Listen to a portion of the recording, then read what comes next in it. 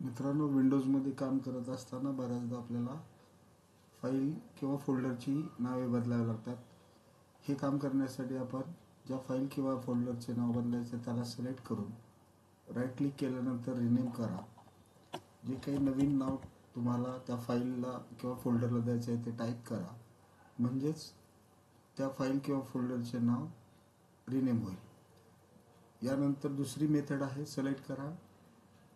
रिबीनवरील rename आयकॉनवर click केल्यानंतर तुम्हाला रिनेम किंवा म्हणजेच फाईलचे नाव बदलता येईल.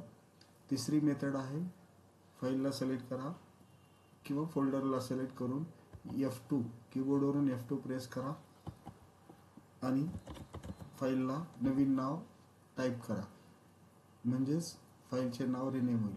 इथे आपण पाहिलं की मी फाईल 2, 3, 4 या तिन्ही फाईलचे आपण नावं इथं या 3 वेगवेगळ्या मेथडचा वापर करून बदलली आहेत. धन्यवाद.